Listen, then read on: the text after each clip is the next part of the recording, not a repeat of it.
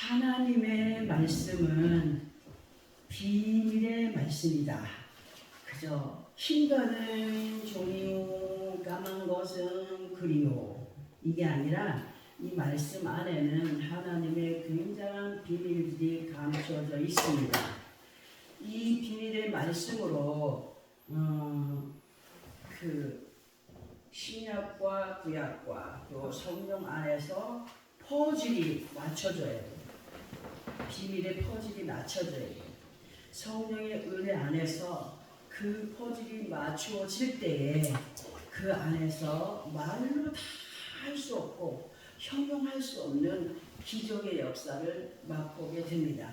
예수 그리스도 안에 있는 많은 사람들이 나름대로 자신들의 받은 바 은혜에 대하여서 말들을 많이 합니다. 그러나 대부분의 사람들이 은혜를 받았다라고 하는 만큼의 모습을 보여가든가요? 보여가지 못합니다. 저도 마찬가지일 때가 있습니다.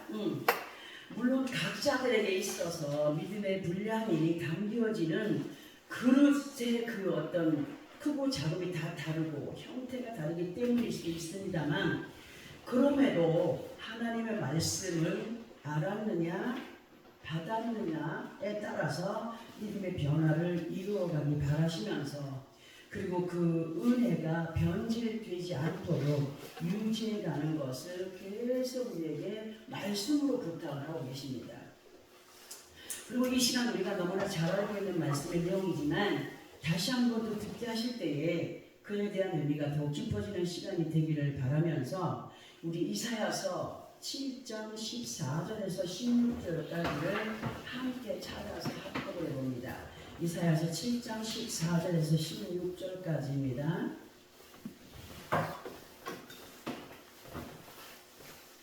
자신 합독합니다. 시작. 그러므로 주께서 친히 징조를 너희에게 주실 것이라. 보라, 처녀가 잉태하여 아들을 낳을 것이요 그의 이름을 임마누엘 하리라. 그가 악을 버리며 선을 택할 줄 알 때가 되면 엉긴 젖과 꿀을 먹을 것이라. 대저 이 아이가 악을 버리며 선을 택할 줄 알기 전에 네가 미워하는 부와 내 땅이 황폐하게 되리라. 아멘. 우리가 왜 이 말씀을 읽었느냐, 이해가 안 되는 부분도 있을 테지만 잘 들어보시기 바랍니다. 이 말씀의 내용은요, 우리 주 예수께서 어떻게 오실 것에 대하여서, 그리고 그렇게 오신 예수께서는 무엇을 임한다고요? 임마누엘로 우리에게 임하실 것을 말씀해 주시는 내용이 14절에 기록이 되어 있죠. 기록이 되어 있고, 임마누엘의 뜻은 하나님이 우리들과 함께 계신다입니다. 그리고 15절에서의 말씀을 보면은 그가 악을 버리며 선을 택할 줄 알 때가 되면 엉긴 젖과 꿀을 먹을 것이라고 하셨습니다. 자, 그러면 이 말씀에서 그는 누구냐? 임마누엘로 오신 예수 그리스도를 말씀하시는 것이며, 그가 악을 버리고 선을 택할 줄 알 때가 되면 뭘 먹는다고요? 엉긴 젖과 꿀을 먹을 것이라 하신 말씀, 이 굉장한 비밀의 말씀이십니다. 엉긴 젖이 요즘에는 뭡니까? 예전에 막 엉기고 그냥 이상해지면 다 우유 다 버렸는데 지금은 뭘 만들어 먹죠? 맛있는 치즈를 만들어 먹습니다. 자, 우리들에게도 필요한 것이 뭐냐? 우리들에게도 이 굉장한 비밀의 말씀 안에서 우리에게도 필요한 것이 뭐냐 할 때, 진정한 아버지 하나님의 사람으로 변화를 입어갈 때에 그 사람은 하나님의 말씀 안에서 비밀을 캐냅니다. 엉긴 젖 안에는 수없는 영양제들이 많이 들어있습니다. 우리가 알 수 없는 것까지 다 들어있습니다.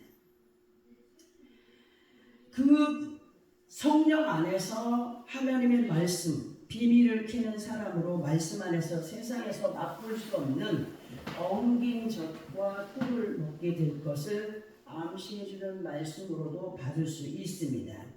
엉긴 엉긴 젖의 의미는 뭡니까? 상한 우유입니다. 앞에서도 말씀드렸지만 우유가 상하고 오랜 시간이 흐르면 맛있는 치즈가 됩니다.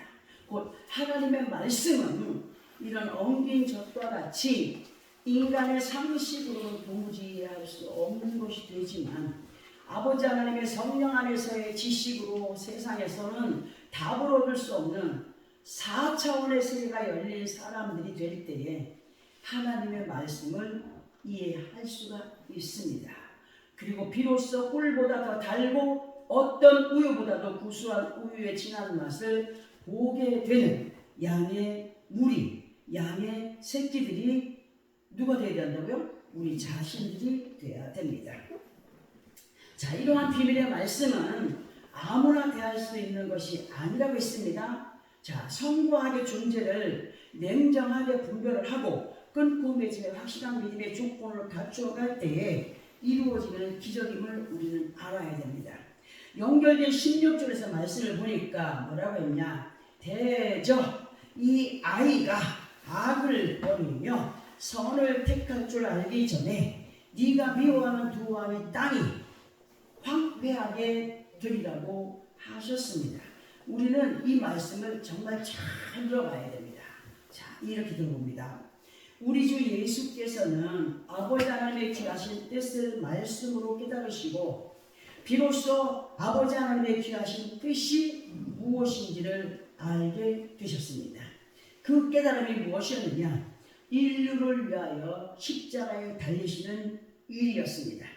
그러나 예수님께서도 인간을 입으신 육신의 사람이었기 때문에 망설임이 있었습니까? 없었습니까? 있었습니다. 두려웠습니다. 무서웠습니다.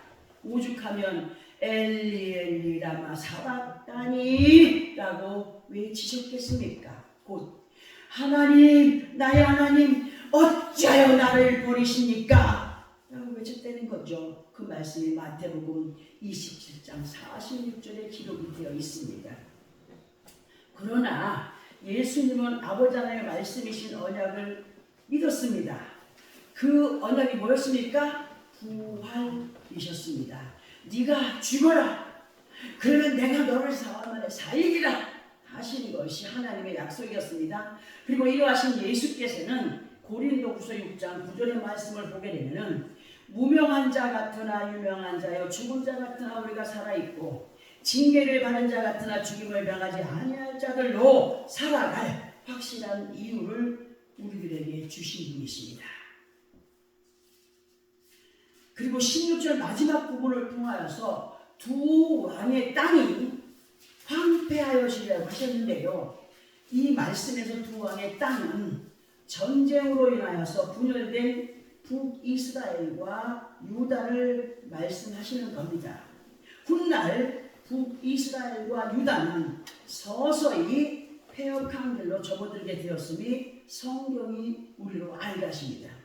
그러나 두 왕의 땅에 대하여서 우리로 알게 하시는 영적인 의미를 보게 되면 예수님께서 십자가를 지시기 전 곧 확신의 마음이 서기 전까지 분명히 육신인지라 두 마음의 싸움이 있었습니다. 이해가 되십니까? 두 마음의 싸움이 있었습니다. 그러나 확신을 가지고 하나님의 말씀에 순종할 때에 예수님을 괴롭혔던 두 마음의 땅은 무너졌습니다. 황폐하여졌습니다. 이해를 하셔야 됩니다. 이러한 의미들을 우리 각자들에게 연결을 시켜서 보게 되면 예수 그리스도 안에 있어도 두 마음에 휩쓸려서 이렇게 해볼까 저렇게 해볼까 하는 것 있습니까? 없습니까? 분명히 있습니다. 하나님께서 기뻐하실까요? 기뻐하지 않습니다. 하나님은 무조건 뭐라? 믿으라 하셨습니다. 하나님께서 기뻐하지 않으시는 믿음의 땅덩어리가 성령이 온전하게 임할 때 하나가 됩니다. 뭐로 하나 되느냐? 하나님을 믿고자 하는 확신의 땅이 됩니다. 만약에 믿음의 땅덩어리를 분산시켜 세력을 넓혀가게 된다. 어떻게 되느냐? 오히려 그 안에 자리 잡고 있던 두 마음의 습성, 악습, 죄악들에 의하여서 믿음이 먹혀버립니다. 확신이 없이는 믿음을 가진 사람이라 할 수가 없습니다. 사람의 계산을 가지고 행하는 사람은 믿음의 확신을 갖고 행하지 못합니다. 우리 모두는 믿음의 확신을 갖고 말씀하시는가 아버지 하나님의 언약의 약속을 믿고 행하여 가므로 반신반의했던 마음을 다 잡게 되면 그때로부터 하나님의 역사는 그 사람에게 힘이 되어주십니다. 능력이 되어주십니다. 기적이 되어주십니다. 아멘. 이렇게 해볼까 저렇게 해볼까의 두 마음을 황폐하게 곧 메마르게 하심으로 비로소 온전한 믿음으로 오직 한 마음 한 뜻으로 살아가게 하시겠다라고 하는 약속의 말씀으로도 우리가 이 설명을 들을 수가 있습니다. 예수 그리스도 안에는 우리 모두는 반드시 분산된 몸과 마음을 하나로 하여서 곧 말과 행동이 하나된 믿음 안에서 아버지 하나님을 기쁘시게 하므로 다시는 몹쓸 황폐함에 이르지 않는 우리 모두가 되기를 소원합니다. 자, 이제 이 시간 본문의 말씀으로 허락하여 주신 13절의 말씀을 함께 합독해 보겠습니다. 13절입니다. 시작. 만군의 여호와 그를 너희가 거룩하다 하고 그를 너희가 두려워하며 무서워할 자로 삼으라. 아멘. 예수 그리스도 안에 있는 아버지 하나님의 자녀들이라고 한다면 당연히 세상의 어떤 것과도 비교할 수 없는 만군의 여호와 하나님을 거룩하신 분으로 인정을 해야 됩니다. 그리고 그분을 삼가 두렵고 떨림으로 말씀하시는 바를 따라서 움직여가야 할 분으로 우리가 모시고 살아야 됩니다. 그러나 많은 믿음의 사람들 그 중에서도 아버지 하나님께서 기뻐하지 않으시는 모습을 따라서 하나님의 말씀보다 육신의 것들에 더 많은 비중을 두고 그렇게 이끌림을 받으며 살아가는 사람들이 많이 있음에 들어서 깨닫게 하시는 말씀이니 자신을 비추어 변화의 삶을 살아가야 함에도 불구하고 여전히 자신은 아무것도 하지 않아요. 우리에게 뭐라고 말씀하십니까? 고난을 달게 받아라. 어려움을 감사함으로 이겨내라. 인내함으로 믿음을 지켜가라. 이걸 말씀하지 않습니까? 그럼에도 불구하고 사람들은 여전히 자신은 그런 거에 대해서 가까이 가려고도 안 해요. 응? 그리고 또 어떤 사람들은 자신은 온전해. 누구 탓만 해? 맨날 상대들만 잘못됐어. 남의 탓. 그 남의 탓을 한다니까. 믿음을 잘 갖고 있는 사람입니까? 아니. 항상 주님은 내 안에 나를 보는 자가 되기를 바라시고 내 안에 나를 하나님 앞에 바르게 세워가는 사람들이 되기를 바라십니다. 예수 그리스도 안에 있는 사람들에게 있어서 가장 중요한 법칙 중에 하나가 바라봄의 법칙입니다. 심고 거둠의 법칙도 있지만 바라봄의 법칙, 사람이 무엇을 바라보고 마음을 두고 있느냐에 따라서 가는 길이 분명히 달라지게 됩니다. 달라지게 되면 세상을 살아볼 만큼 살아본 사람들은 다 알고 있습니다. 주식에 미친 사람은 주식밖에 안 보이고 술에 미친 사람은 지나가다 마시는 술만 보이고 봤잖아. 그 사람 마음에 뭐가 있냐에 따라서 바라보는 것이 달라집니다. 진실로 예수 그리스도 안에서 아버지 하나님의 은혜를 따라서 말씀의 지시에 몸과 마음을 두고 살아간다면 두말할 것도 뭐 없어요. 그렇게만 살아간다면 뭐 두말할 것도 없어요. 근데 보세요. 그 옛날 에덴 동산에서 아담의 아내인 여인이 하나님께서 먹으면 정녕 죽으리라 하신 것을 알고 있었어요. 알고 있으면서도 뱀과 함께 마음을 열어 대화를 하다 보니까 뭐가 됐어? 한 통속이 된 거예요. 한 통속이 된 거예요. 그렇게 한 통속이 되다 보니까 정령 죽으리라 한 것이 죽을까 하루라로 바뀌었어요. 반신반의하는 두 마음이 저울질이 되는 거예요. 하나님의 말씀이 맞는 걸로 여겼는데 이 뱀의 말도 맞네? 응? 뱀의 말이 맞다라고 생각이 들 때에 선과 악의 열매가 어떻게 보였습니까? 볼 때 보암직도 하고 지혜롭게 할 만큼 탐스럽게 보이고 어떻게 했어요? 손을 떠서 누가 뭐라 할 것도 없이 씹어 먹었어요. 그 열매를 따먹고 자기와 함께하는 남편까지도 죄악에 가담을 시켰지 않습니까? 어떻게 했어요? 에덴에서 추방되는 일을 맡게 됩니다. 예수 그리스도 안에서 에덴에서의 추방은요, 기쁨을 잃어버린 겁니다. 에덴의 뜻이 기쁨 아니겠습니까? 마음에 기쁨이 없다, 감격이 없다, 즐거움이 없다, 감사가 없다. 뭡니까? 영적인 에덴에서 추방된 거예요. 돌이켜야 됩니다. 아담의 여인이 뱀에게 속아서 죄를 범하게 된 모든 것, 창세기 3장에 잘 기록되어 있습니다. 아담의 여인 하나가 하나님의 말씀을 거역함으로 혼자만 범죄에 가담한 것이 아니라 사랑하는 식구까지 범죄케 하였고, 끝내는 에덴에서 쫓겨났고 온 인류의 죄악의 근본이 된 것이 그로부터 시작이 된 것이 아니겠습니까? 그때로부터 끝난 것이 아닙니다. 그 일로 끝난 것이 아닙니다. 세상 끝날까지 이러한 악한 영들과의 싸움은 계속 진행되어진다는 사실입니다. 하나님께 범죄하게 되고 마음에 두려움이 생기게 되면 절대로 기쁨이 없습니다.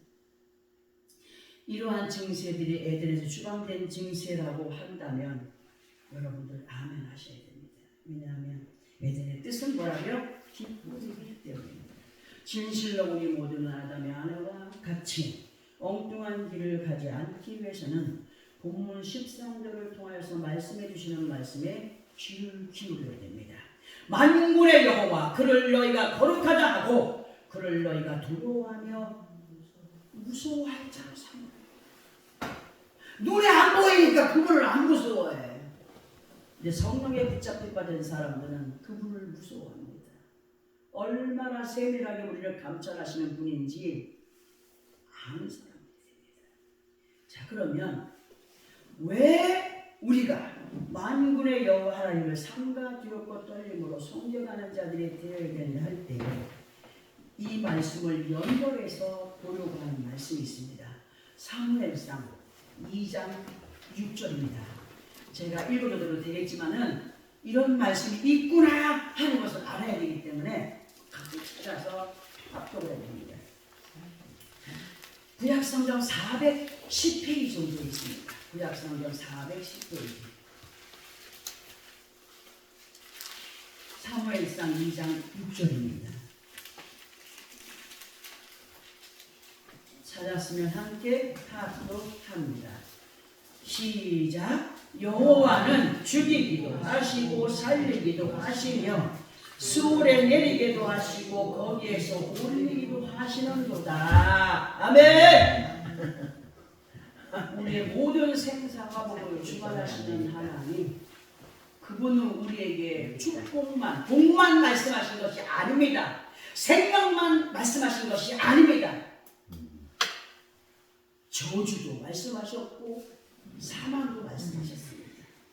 아버지 하나님의 이러하신 능력은 절대로 세상에 다른 어떤 신들은요 흉내낼 수 있다고요? 절대로 흉내낼 수 없고, 다만 그것들이 할 수 있다라고 하는 것이 있다면 그것은 인류를 사망에 이르러갈 죄악을 범하게 하는 것들입니다. 뭐가? 하나님 외에 다른 것들. 오직 우리 모두는 만구의 여호와 하나님을 거룩하다 인정하며 두려워하며 무서워할 분이심을 바로 알고 명심하시기 바랍니다. 아멘. 덧붙여서 말씀을 드린다면 하나님은 어린아이 같은 심령, 곧 순수한 믿음으로 순종의 삶을 살아가는 자들에게는 한없는 사랑과 모든 필요를 넘치도록 채워주시는 한이 없으신 분이심을 믿어야 합니다. 그러나 그렇지 않고 다른 길을 가게 되는 사람은 어떻게 되겠습니까? 그 반대의 역사를 바꾸게 되겠죠. 이제 또 연결해서 본문 이사야 8장 14, 15절 함께 합동합니다. 14, 15 시작. 그가 성소가 되시리라. 그러나 이스라엘의 두 집에는 걸림돌과 걸려 넘어지는 반석이 되실 것이며 예루살렘 주민에게는 함정과 올무가 되시리니 많은 사람들이 그로 말미암아 걸려 넘어질 것이며 부러질 것이며 덫에 걸려 잡힐 것이니라. 아멘. 우리 모두는 지금 합독한 이 말씀을 잘 기억해야 됩니다. 오직 아버지 하나님께서는 인류의 구원자로 예수 그리스도를 보내셨고, 그리고 예수께서 재림지로 임하시기까지 우리의 믿음을 굳건하게 붙잡아 주기 위하여서 무엇을 보냈습니까? 보혜사 성령님을 보내신 분이 누굽니까? 하나님이십니다. 그리고 이렇게까지 우리들에게 끝없는 관심과 간섭을 보이신 하나님께서 잊을만 하면 듣게 하시고 잊을만 하면 마음에 새기게 하는 말씀이 뭐냐? 야, 얘들아, 예수 그리스도 외에는 다른 이름으로는 절대 구원이 있다고요? 구원이 없어. 천하 사람 중에 구원을 받을 만한 다른 이름을 너희에게 주신 일이 있다고요? 없다고 하시는 말씀이 사도행전 4장 12절에 분명히 기록이 되어 있습니다. 그런데도 불구하고 얼마나 많은 사람들이 속아 넘어가느냐. 우리를 사랑하시는 아버지 하나님께서 이 시간 본문이 되는 14절 15절을 통하여서 확실하게 또다시 확인을 시켜주는데요. 오직 그만이 우리의 성소라고 하셨습니다. 오직 그만이 우리의 성소라.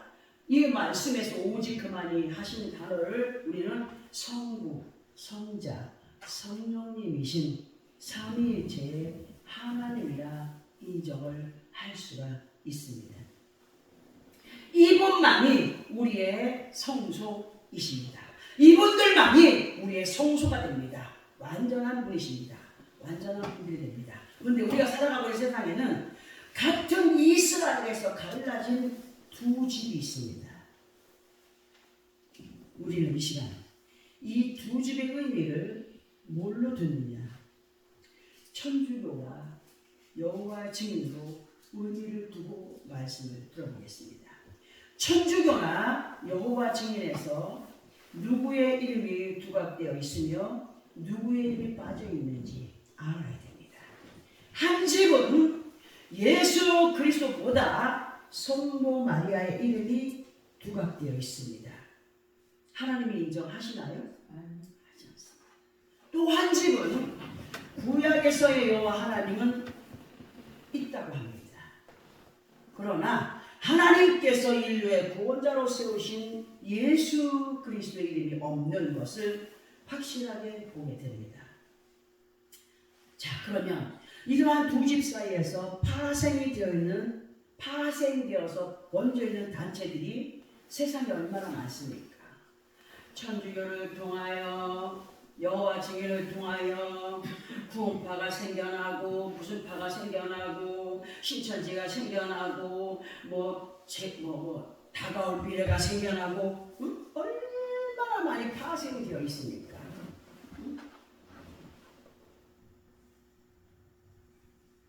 우리들 주위에 너무나 많이 숨어 들어와 있습니다. 그리고 그 이단들의 특징은 뭡니까? 이단의 교주의 특징이 뭡니까? 내가 하나님이야, 내가 보혜사야, 내가 세상을 구원할 구원자야, 하나님이 보내셨어. 이렇게 하면서 누구의 이름을 팔아먹죠? 하나님의 이름을 팔아먹으면서 사람들을 현혹합니다. 그러면 그거를 믿고 따르는 사람들이 온전한 믿음 안에 있는 건가요? 아닙니다. 하나님의 말씀을 자세히 보시면 하나님께서는 아버지 하나님의 뜻과 방법을 거스리며 하나님의 자녀들을 대적하여 무너뜨리려는 자들을 가만히 두신다고 했나요? 절대로 가만히 그냥 내버려 두지 않으신다라고 하셨고, 그들 앞에는 걸림돌이 되고 걸려 넘어지게 되는 반석이 누구십니까? 말씀이 육신되어 오신 예수 그리스도, 곧 말씀, 하나님의 말씀이 그들에게는 걸려 넘어지는 걸림돌이 된다고 말씀했습니다. 거부하고 거칠게 된다는 뭡니까?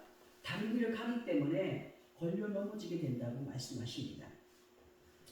하나님의 말씀에는 복에 대한 말씀만 기록되어 있지 않다고 했습니다. 복과 저주, 생명과 사망에 대하여서 자세히 기록해 주시고 우리로 하여금 저주에 이르지 않고 사망에 이르지 않을 하나님의 자녀들로 살아가게 하기 위하여서 계속 말씀들로 우리로 듣게 하시고 깨닫게 하십니다. 우리는 이러 하신 내용들의 말씀과 함께 꼭 듣고 깨달아야 될 말씀이 있어서 그 말씀을 보려고 합니다. 앞부분에 기록되어 있는 이사야 8장 6절을 함께 합독을 합니다. 이사야 8장 6절입니다. 시작. 이 백성이 천천히 흐르는 실로아 물을 버리고 르신과 르말리아의 아들을 기뻐하느니라. 이 짧은 말씀 안에 성경 전체가 다 들어 있습니다. 우리는 이 말씀을 귀담아 듣고 어떤 믿음의 삶을 살아가고 있는가를 살펴보는 시간이 되어야 됩니다. 이 말씀에서 실로아라는 단어는 실로암이라고 합니다. 그리고 실로아의 뜻은 뭐냐? 배수관입니다. 배수관. 그리고 실로암의 뜻은 보냄을 받은 자입니다. 예수 그리스도 안에 있는 우리 모두는 하나님과 우리들 사이에 배수관의 역할을 하시는 실로아, 그가 누굽니까? 예수 그리스도가 없이는 아버지 하나님의 약속을 공급받을 수 없습니다. 배수관이 뭡니까? 물이 흐르는 통로 아닙니까? 하나님과 우리 사이의 생명의 생수를 끊임없이 공급해 주시는 분이 누구라고요? 예수 그리스도라는 거예요. 육신의 삶 속에서도 배수관이 막히면 당장 마셔야 할 물이 공급되지 않습니다. 요한복음 14장 13절을 보게 되면 너희가 내 이름으로 무엇을 구하든지 내가 행하리니 이는 아버지로 하여금 이 아들로 말미암아 영광을 받으시게 하리라 하셨고, 14절에서는 내 이름으로 무엇이든지 내게 구하면 내가 행하리라 하신 말씀이 기록되어 있습니다. 예수 그리스도는 하나님과 우리들 사이에 생명을 공급하시고 이어가게 하시는 실로아이십니다. 실로아의 뜻이 뭐라고 했습니까? 배수관입니다. 그러나 이러한 말씀을 알고 있음에도 불구하고 많은 예수 그리스도 안에 있는 사람들이 명색이 예수 그리스도의 이름을 소유하고 있지만 르신과 르말리아의 아들을 따르고 있다는 것이 문제가 됩니다. 르신은 아람 왕국의 왕의 이름입니다. 르말리아의 아들은 북이스라엘의 왕 베가를 말합니다. 르신의 뜻은 즐거움입니다. 르말리아의 아들 베가의 뜻은 뜨다, 열다, 여호와께서 눈을 열어주셨다가 됩니다. 자, 보세요. 세상적인 것들로 그곳에서 아무리 여호와 하나님의 이름을 외쳐 부른다 할지라도 예수 그리스도 성령의 도우심 없이는 그것이 이루어진다고 했습니까? 아닙니다. 여호와 이름을 파는 자들, 예수 이름을 파는 자들, 보혜사 성령의 이름을 파는 자들, 그것으로 인하여서 즐거움을 갖는다면 그건 잘못된 것입니다. 하나님께서 우리에게 성령으로 영의 눈을 열어주셨다, 보게 하셨다 한다면 많은 사람들이 영의 눈이 열렸다라고 하면서 상대의 허물만 바라봅니다. 뭐는 어떻고 뭐는 어떻고. 영의 눈이 열렸다면 누구를 먼저 봐라? 나를 먼저 봐라. 내 생각을 살펴라, 마음을 살펴라, 내 행동을 살펴라. 아멘. 이 두 왕은 아주 옛날부터 유다를 괴롭히고 공격했던 왕들입니다. 그런데 이런 반항의 마음들이 예수 그리스도 안에 있는 우리들에게 있어서 뭐가 되느냐 할 때에 인간의 악습이라고 말씀을 드릴 수가 있습니다. 이러한 악습들을 버리고 신뢰가 되시는 예수 그리스도의 이름으로 기쁨과 즐거움을 누려봐야 되겠으나 아직도 여전히 많은 사람들이 인간의 습성을 따라서 신앙생활을 하고 있음에 주님, 성령님이 오늘 우리에게 지적을 하십니다. 겸손히 받아들이시기 바랍니다. 이 시간 우리들에게 있어서 결론의 말씀이 뭐냐?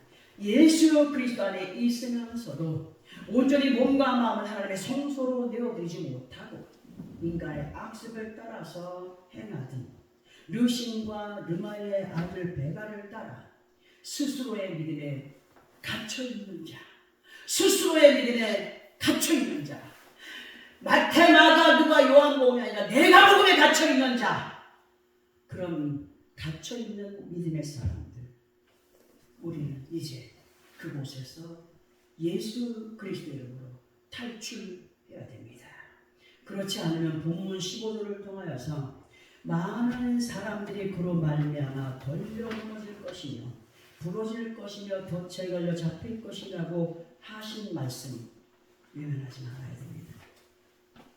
우리 모두는요 반드시 아버지 하나님의 귀하신 역사를 이루어가는 믿음의 사람들로 하나님과 우리들 사이에 생명의 통로가 되어주시는 실로와 곧 예수 그리스도와 함께 우리들의 몸과 마음이 하나님의 성소로 온전히 아름답게 세워져가는 사람들이 되어야 됩니다.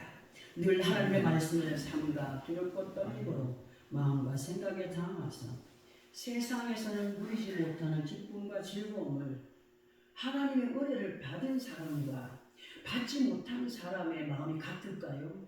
하나님이 주시는 은혜 속에 사는 사람은요 미친 사람처럼 기쁩니다. 즐겁습니다.